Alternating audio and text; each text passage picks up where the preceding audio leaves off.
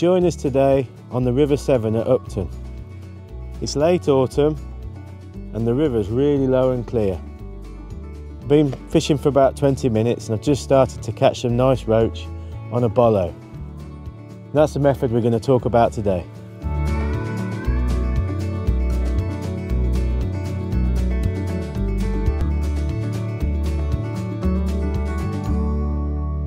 Well, the peg I've selected today is peg 8, and it's a great peg with some good roach form.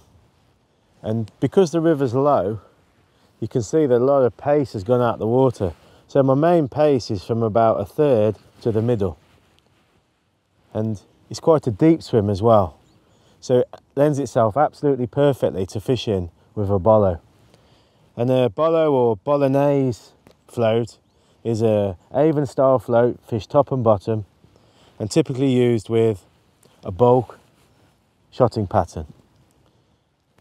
Another great advantage is when you're fishing on pegs like this that are quite tight, enclosed in by trees, I can underarm the float and get it out into position quite easily. So the conditions we're faced with normally mean that the shoals of fish aren't close in.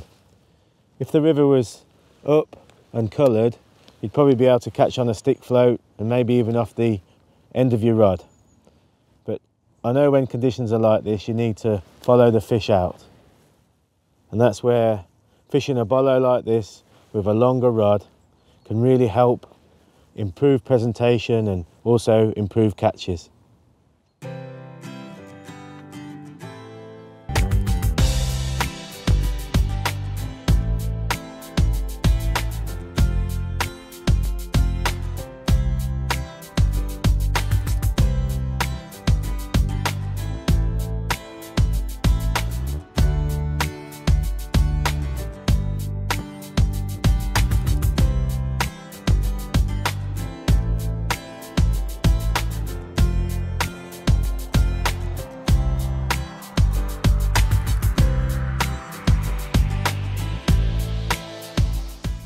Well, that's the sort of stamp of fish that we've started catching quite quickly.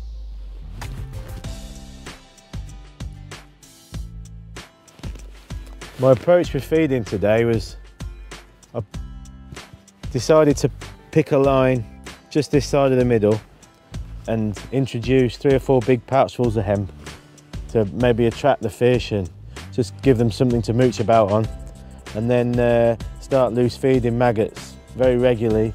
Probably 10 to 20 maggots 2 or 3 times a cast. Obviously don't want to overfeed the peg, so I can just feed like that and gauge how the fish respond and then feed accordingly. I'm hoping that with time I might be able to draw them onto a slightly closer line so that I can catch them easier and catch them quicker.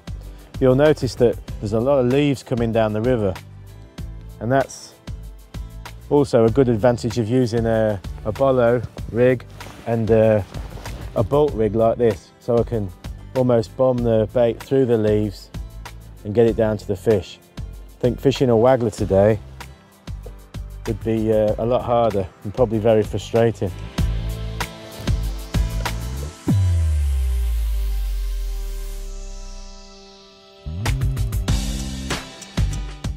You'll notice that I'm feeding slightly downstream of where I'm sitting.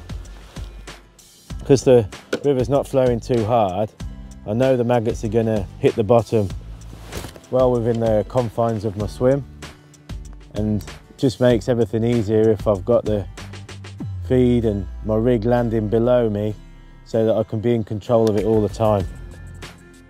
Sometimes on days like this when it's clear, the fish will come right on top of the feed.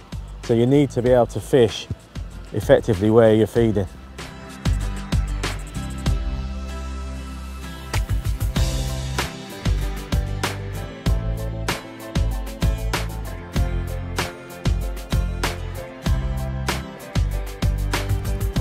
It's a nice stick. Bit of a problem this time of year, but you just have to deal with it and keep fishing.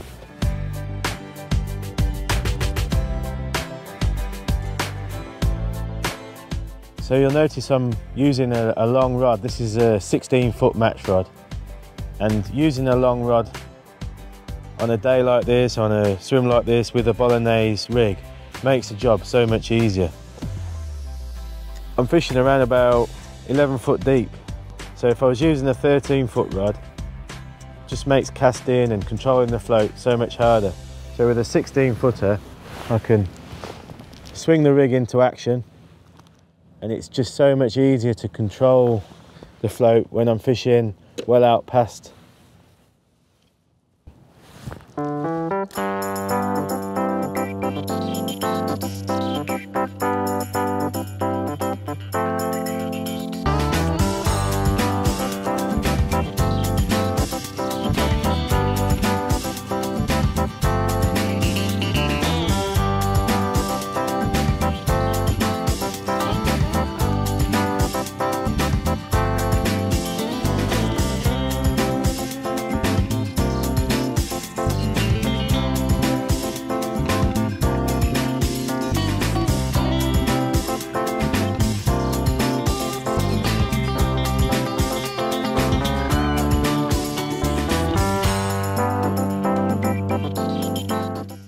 Bolo fishing, such an effective method, one I really love to do.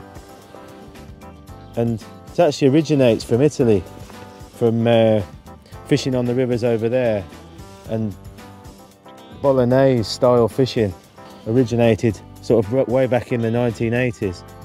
In those days we didn't really have good quality long rods like this. People used to use long telescopic rods, and still do actually, but over here in the UK we found them difficult to use because the guide spacing, the guides were spaced well apart, and you had problems with the line sticking to the blank when it was raining and in windy conditions. So eventually longer rods like this, which had a standard sort of match format, 3 or 4 piece with plenty of good quality lightweight guides on the blank, meant that you could still have a long rod, but one that was much more suited to fishing in the UK.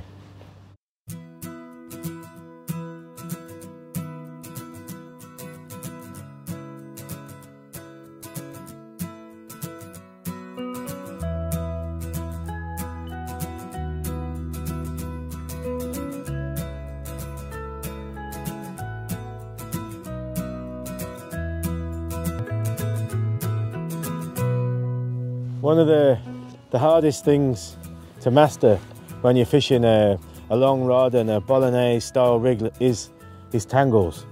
It can drive you absolutely mad, and I've learned through bitter experience that you want to fish with the simplest and most positive rigs to reduce the tangles as much as possible. So in this case I've got 6 number 8s bulked together as my dropper. And I find that's much less prone to tangles than maybe using one big BB shot. And just a simple tip is to always make sure that your hook length is shorter than the distance of your droppers and the bulk. So I'm actually using quite a good length of line between the bulk and my hook. So that's got to be 3 foot. And I just feel that gives me some fall of bait through the water to make the maggots, the hook baits, act as naturally as possible. And it's certainly helping today, having that bulk to bomb the bait through the leaves, but it also just makes it so positive. You can get the float out to where the fish are feeding in your swim, get it down to them quickly and maximise the amount of bites and fish that you're catching. You'll also notice that I've got a string of number 8s below the bulk, and I find that just gives a bit of a boom effect, again to help prevent tangles of the line wrapping around the olivette. So it's definitely something to think about. Keep the rig as simple as possible, particularly when you're casting out like we are today. If I was just casting 2 or 3 rod lengths out, I might be able to start spreading the shot out to achieve an even better presentation, but not suffer from tangles because I'm not forcing the float right out. And perhaps one of the most important things to think about is when you cast, really feather the line so that the rig lands straight. It needs to be a really positive stop so that the rig lands straight and again helps to reduce tangles.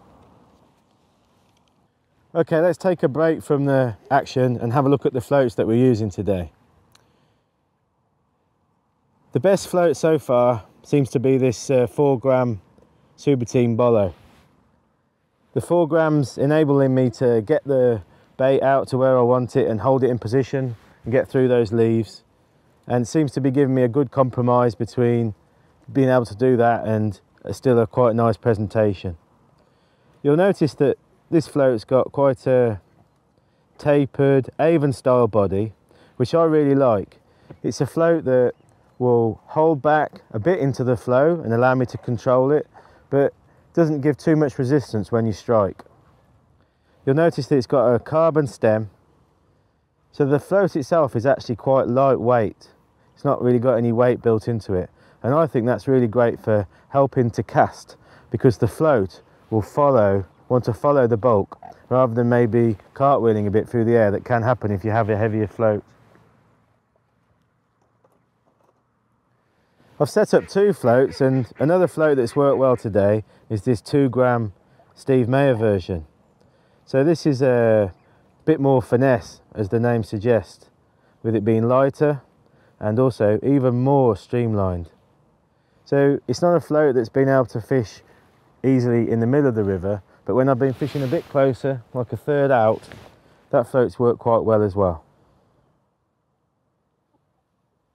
Now, on another day, if I was faced with maybe more pace, more depth, and I needed to control the float, I'd go for a float like this with a more pronounced body. Now, that will definitely be able to be controlled much easier when you're fishing, but does have the downside of more resistance on the strike. So I tend to use a bigger hook when I'm fishing with that style of float. Finally, another float worth mentioning is this Dave Harrell pattern, which has got a heavier wire stem. And I think this is a great float when you want to fish in more turbulent water. The fact that the stem's got some weight gives it some stability, and also you've got a very nice, more bulbous tip, which is less prone to being disturbed and pulled under by the turbulence. Again, that's a float I tend to use when I'm fishing with more positive style, maybe heavier feed and multiple hook baits, so 2, 3, 4 maggots. I'll just quickly show you on one of my rigs how we attach these floats. So a bit like a stick float, I don't have an eye or anything on the float. I've just got 3 rubbers. So I've got one on the top, one below the body, and one on the tip, the bottom of the stem rather. And that means it's a great flexible rig, so I can change the float whilst I'm fishing. So I can either change the style of float, the colour of the float, or obviously the capacity of the float. So that's an important thing to consider. You'll notice that on my olivettes, I often favour these Drennan style olivettes, which come with 2 pegs and the silicone pushes over the top. I really like that because it gives me more flexibility again. So if I do want to change it to a 4 or a 5 gram float, I can change the float, and also by having a selection of different olivette weights, change to obviously match the heavier or lighter float. So again, I think that's just a nice tip to help save time, particularly in a match. Well, there you go, that's a better roach, about 10 or 12 ounces. Absolutely beautiful. And the kind of fish you can expect once you get the bolo working on a river like the Severn. So we talked about the rig being a positive rig and one that helps to reduce tangles, but it's also a great rig for really making the rig more positive in terms of hitting bites. So you'll see that the float cocks quite quickly with the bulk and then settles as the droppers fall into position, or the mini bulk of droppers rather. So you can see very quickly if you get a hold-up bite when the fish intercepts the bait, or once the bulk of droppers has settled.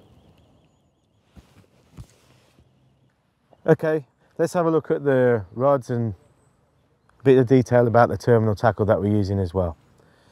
So this rod I'm using, I mentioned it's a 16 footer. It's got a nice soft tip, which obviously helps cushion the strike and play the fish, and also give feel to the rod when you're casting, almost like you're catapulting the rig out at times. The main line I'm using is 016 Mac XT, and I've switched between 010 and 012 hook lengths today. 010's definitely been better in this clear water, as I'm not encountering any bigger fish like chub. I'm quite happy to scale down to 010.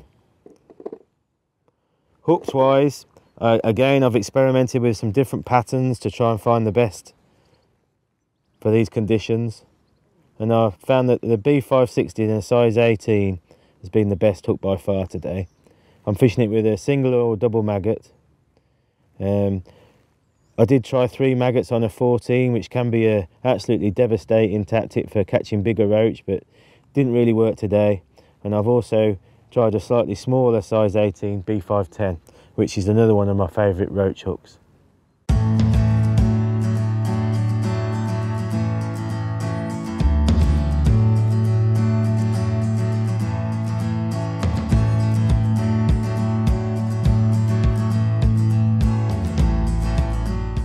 I do love float fishing on rivers like this, and I think you just got to think about the right style of float fishing to suit the conditions. It's just wonderful catching nice roach, trotting through and hooking them. It's just a wonderful, wonderful feeling.